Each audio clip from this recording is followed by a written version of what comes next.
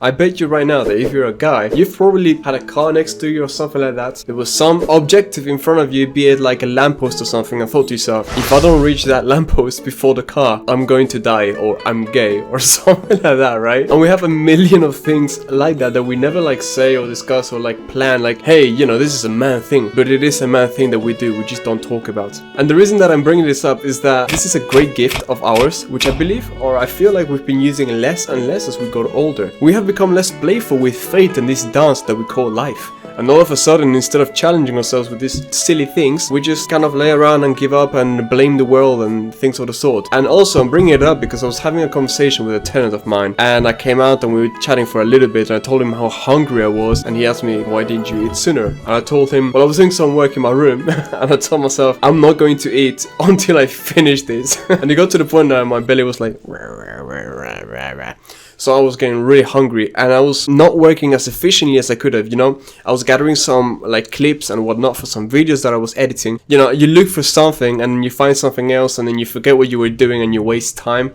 Yeah, that's what happened, you know. What can I say? I'm not perfect, I'm sorry. But I got to the point that it was ridiculous. It shouldn't take me like 4 hours to edit a video, considering my content and my editing style. I'm not a professional and I don't like tweak little things. I prefer to practice my speech, right, and to speak better than to worry about having to edit better later on. As well as adjusting my message and maybe improving my sentences and whatever. This being said, I was spending way too much time at finishing the edit that I was doing. At long last, I finish it, I get it done with.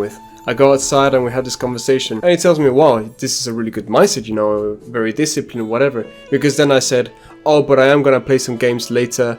I just have to make sure that before I play the game, I do my studying and I do some exercise. And he was like, oh, dude, like, you know, it's good that you set yourself goals like that. And I think to myself, we all do it with little silly things, right? Like, if this car reaches that lamppost before me, I'm gay. Like, we do it with silly stuff like that, but we don't do it for things that really matter, at least not as much. And you, as a man, if you're a man, have a gift of self-motivation that no one would take away from you. This, in essence, comes from the masculine growth.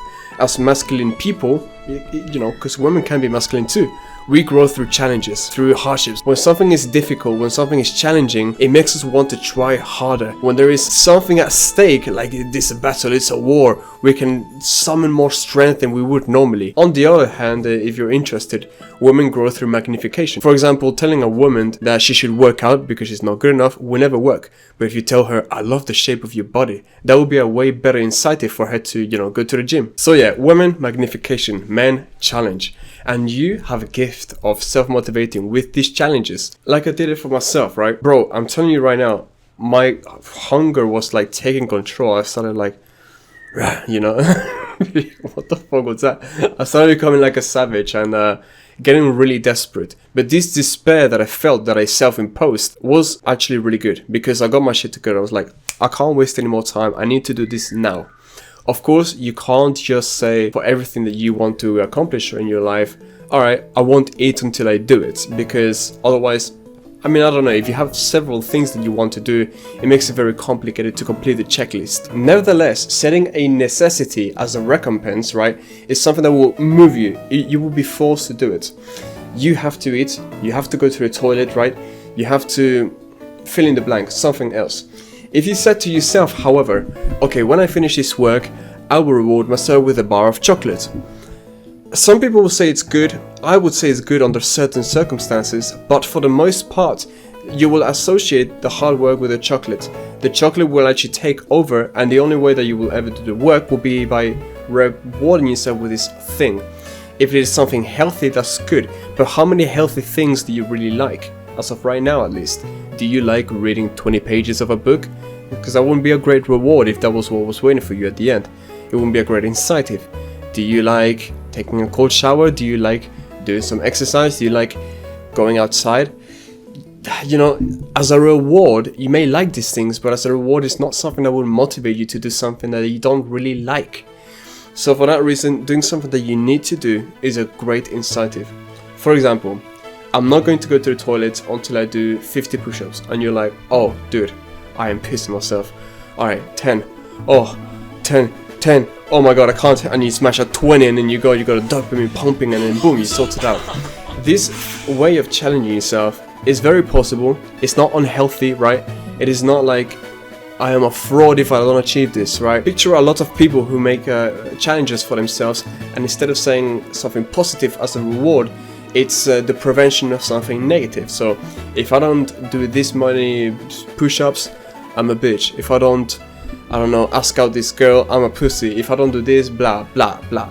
Instead of saying, you know, if I get out of my comfort zone and I, you know, go talk to this cute girl at the library, I am a powerful man. And then you do it and you're like, oh yeah, look at me go, like you're celebrating, right? So this is the problem. A lot of men, instead of celebrating the small things, will carry on tormenting themselves. I'm not good enough, I'm not good enough. And you do something else that's great, you're pushing yourself, I'm not good enough. And you end up never feeling like you're worth it. This is why the journey of a man is a lot more melancholic than that of a woman that, you know, thrives on magnification. On the other side, it's another topic, but the magnification will also lead, if not done correctly, to lack of touch with the real world and delusion. You know, a lot of these girls are crazy. But likewise, a man that doesn't do the thing that motivates him well will just lead to depression, solitude, and self-loathing. You finish your workout and there was one thing that, you know, you didn't push yourself at, but everything else got you sweating and you're like, what a shit workout. And you go home, right? I know, I have been guilty of this. Matter of fact, sometimes I still am. I do something, I get 90% out of something, but that 10% pisses me off and it feels like I am a failure, a fraud. And there's some words or whatever that you hear makes you even more so that way, like feel that way. For this reason, I want to say to you that you are good enough, that you are worthy of love. Give it to yourself. When you accomplish this task, balance things out. Now that you've learned how to effectively use this gift that you have, this genius of self-motivation, actually make use of it and say, okay, I'm going to set out these activities. I'm not going to go eat food, right? You wake up, let's say at 7 a.m., 6 a.m. I'm not going to go have breakfast. I mean, I don't normally have breakfast, but anyway, you have breakfast or eat anything until I finish this many words on my essay, on my assignments, until I do this exercise, right? 300 push-ups. Until then, I'm not going to eat. Guess what? If you really apply it and you really apply this rule, no matter what, and you don't break it, because if you break it, you're breaking your own word and you've lost yourself. Because if a man doesn't have his word, he has nothing. But at the end of the day, even if you delay the thing that you must do, let's say you know, the last meal that you had was at 10 p.m. and then, you know, you woke up at 6 a.m. Now it's like 5 p.m. You haven't eaten anything in so long. Guess what? You're not gonna die. When you eat, you will make up for the time that you hadn't eaten. So you will get one big meal, and you know, fasting is actually kind of healthy, so it works out both ways. But yeah, you will accomplish the thing that you needed to do, instead of satisfying yourself, feeling like, you know, there's nothing that you really need. If there's nothing that you really need, you have no sense of urgency. So yeah, I love men. Whoa, I love how men self-motivate. Pause, damn, man. And I thought about it, and I thought, all right, let me talk about it. Maybe, you know, take action. Strive to be 1% better every day, and much love.